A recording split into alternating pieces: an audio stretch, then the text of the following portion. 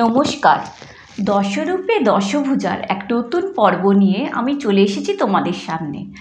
আমি আজকে শাড়ির ইতিহাস নিয়ে এসেছি। আজ আমি তোমাদের বলবো সিজি তসর বা ছত্তিশগড় তসর নিয়ে। দেখো, ছত্তিশগড়ের তসর হচ্ছে ছত্তিশগড়ের যে তসর রেশম, ওটি সারা আমাদের ভারতের মধ্যে সবথেকে ওই ছত্তিশগড় রাজ্য হচ্ছে এই তসর রেশম উৎপাদনে সবথেকে বিখ্যাত। আর এখানের আদিবাসী সম্প্রদায়ের লোকেরা বহু প্রাচীন কাল থেকেই জীবিকা হিসেবে এই তসর রেশমের গুটি পোকাকে পালন করার জীবিকা হিসেবে এরা বেছে নিয়েছিল এটাকে। এবার যখন ইংরেজদের আমলে ইংরেজরা দেখেন যে এটা বেশ লাভদায়কারী বাণিজ্য, এবং তারা তখন এটাকে অনেক উন্নত করেন আর কি, নিজেদের লাভের জন্যেই উন্নত করেন। তারপরে যখন ইংরেজরা চলে যায় তখন হয় কি, আমাদের দেশে আবার এই শিল্পটা তখন তো ডাউন হয়ে যায়। তারপরে একে আবার নতুনভাবে পুনরুজ্জীবিত করা হয়। বর্তমানে কেন্দ্রীয় সরকার এবং রাজ্য সরকার মিলে এই তসর রেশম শিল্পটাকে আরও উন্নত করেছে। এতে আদিবাসী মহিলাদের এবং আদিবাসী সম্প্রদায়ের লোকেদের যুক্ত করেছে, তাদের একটা রুজি রোজগারও এর থেকে আসে। এবং এই সিজি তসর তৈরির প্রসেসটা গুটি পোকা পালন থেকে শুরু হয় এবং বস্ত্র তৈরিতে গিয়ে শেষ হয়। আচ্ছা, এবার হচ্ছে যে প্রথম থেকে ভাগগুলো বলতে থাকি। ফার্স্ট হচ্ছে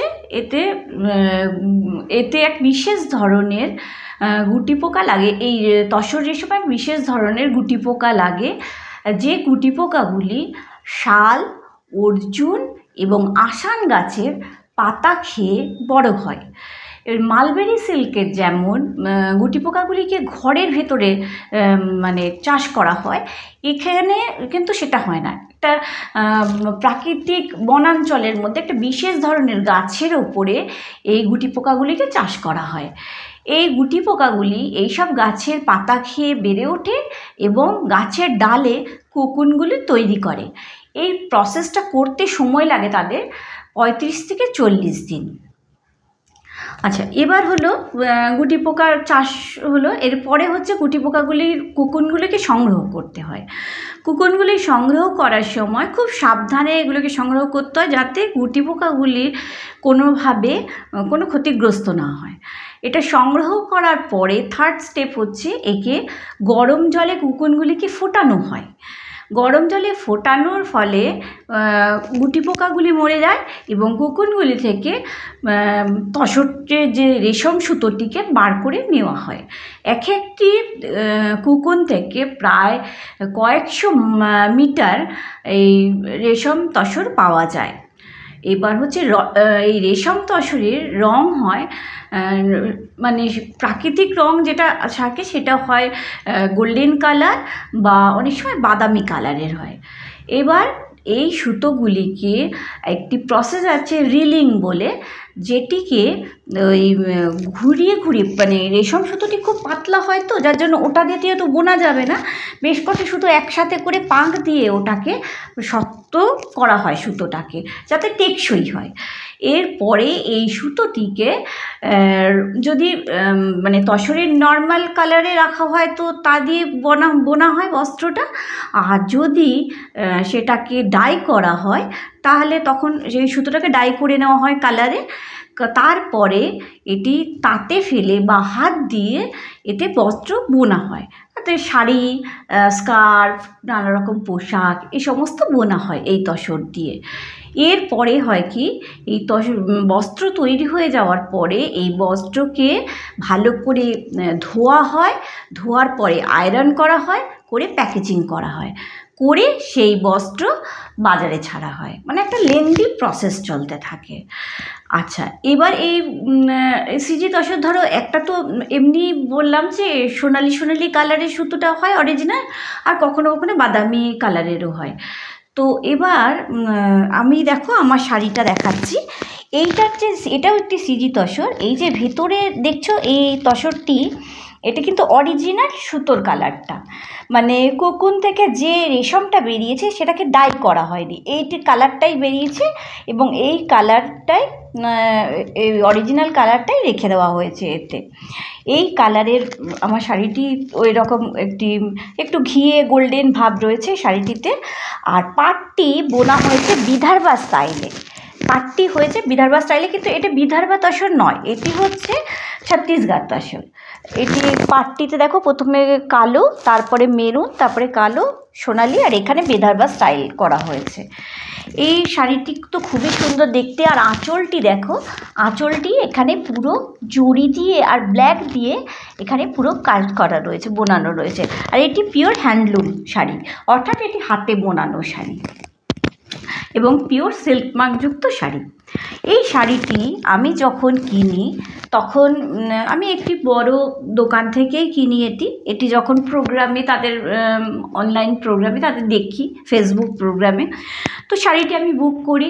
আমার শাড়িটি দেখে খুব ভালো লাগে, কারণ এর এই মেরুন আর তার সাথে ব্ল্যাক আর গোল্ডেনের কম্বিনেশনটা, বিশেষ করে ভেতরে যে অরিজিনাল যে তসরের কালার, এটা আমার ভীষণ ভালো লাগে। আমার মনে হয় এই লুকটা অনেক এলিগেন্ট লুক, এটাকে ডাই করার থেকে এর অরিজিনাল যে কালারটা, এটা ভীষণ ভালো লাগে। এটা আমি বুক করি। বুক করার পরে বাড়িতে যখন আমি দেখাই যে দেখো এই শাড়িটা আমি বুক করেছি, তখন আমার মেয়ে আর আমার হাজবেন্ড দেখে খুব একটু হাসাহাসি করে। তারা বলে যে, আমার মেয়ে বলে যে মামা তোমার কি এত বয়স হয়ে গেছে যে তুমি একটা ঘিয়ে রঙের শাড়ি কিনেছো?